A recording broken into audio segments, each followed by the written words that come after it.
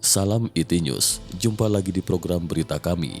Hari ini kami akan informasikan tentang Perdana Menteri Komunis Tiongkok Li Keqiang belakangan ini kerap marah-marah setelah mengungkapkan pendapatan bulanan 600 juta penduduk Tiongkok hanya 1.000 yuan atau sekitar 2 juta rupiah.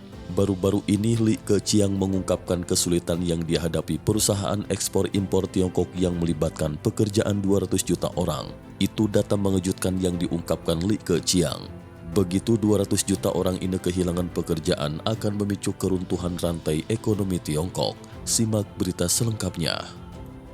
Pada 9 Juni lalu, media Partai Komunis melaporkan bahwa Li Keqiang memimpin pertemuan eksekutif Dewan Negara. Topiknya adalah membantu perusahaan ekspor-impor Tiongkok mengatasi kesulitan.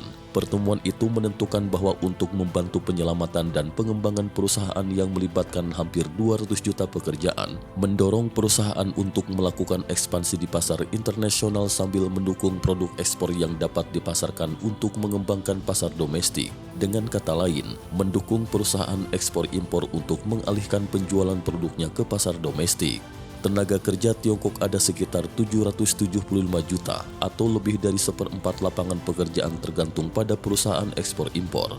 Jika tenaga kerja itu kehilangan penghasilan, maka akan memicu keruntuhan rantai seluruh ekonomi.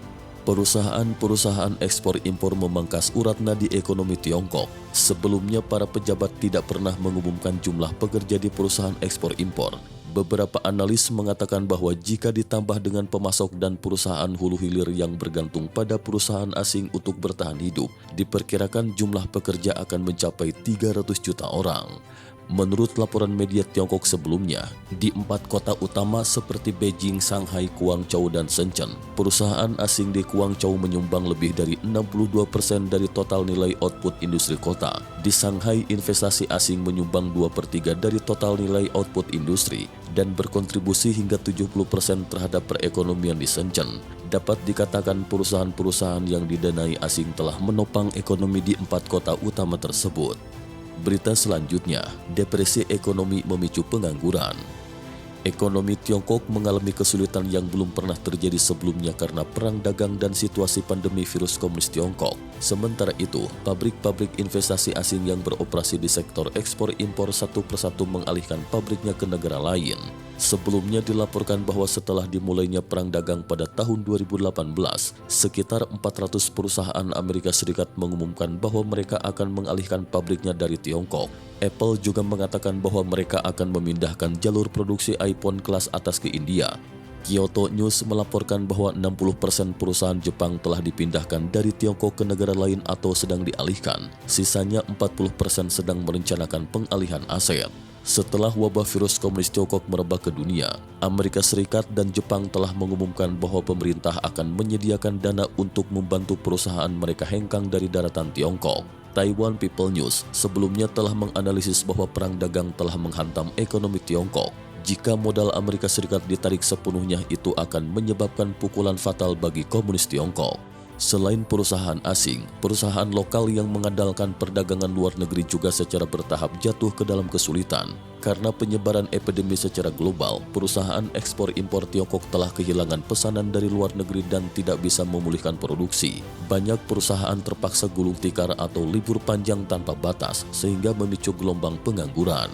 Video yang beredar di internet menunjukkan pekerja di sebuah perusahaan ekspor-impor berbaris untuk menjalani prosedur pengunduran diri. Ada yang baru 3 bulan kerja terpaksa pulang kampung lagi. Liu Zhenjie, kepala ekonom di Shenzhen Upright Asset Management Co Ltd, menulis di majalah Caixin pada awal April 2020 lalu yang menyebutkan bahwa wabah virus corona mungkin dapat menyebabkan 205 juta pekerja di Tiongkok menjadi pengangguran dengan tingkat pengangguran lebih dari 25%. Berita selanjutnya, Li Keqiang menghancurkan impian menyingkirkan kemiskinan.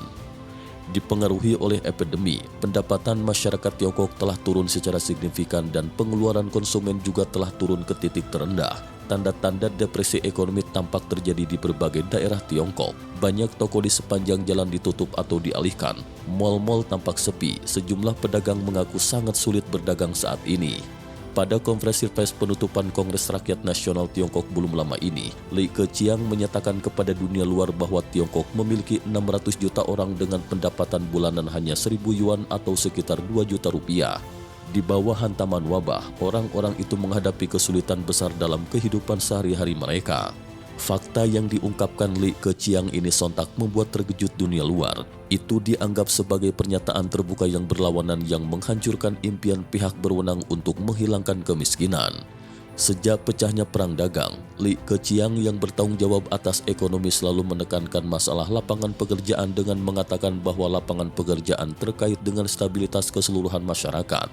Li Keqiang juga meminta pemerintah daerah untuk menjaga garis bawah jangan sampai terjadi pengangguran massal.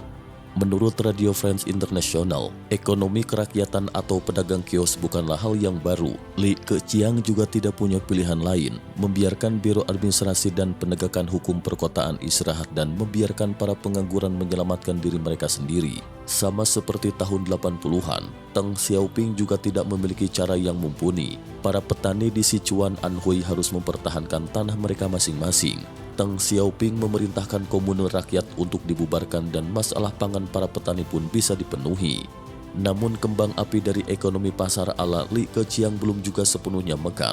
Telah dipadamkan dengan cepat oleh media partai dengan alasan itu merusak wibawa pemerintah. Pada 7 Juni, media partai Beijing Daily mengatakan bahwa ekonomi pasar tidak cocok untuk Beijing.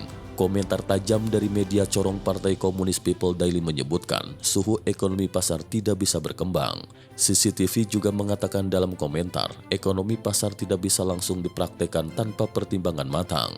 Xie Tian, seorang profesor di University of South Carolina Icahn School of Business, menilai bahwa hal itu menunjukkan adanya perbedaan pandangan dari para pemimpin tingkat tinggi komunis Tiongkok. Di satu sisi pergolakan internal yang sengit dan perseteruan internal dalam kebijakan eksternal, di sisi lain atau orientasinya mencerminkan gejolak perseteruan ini.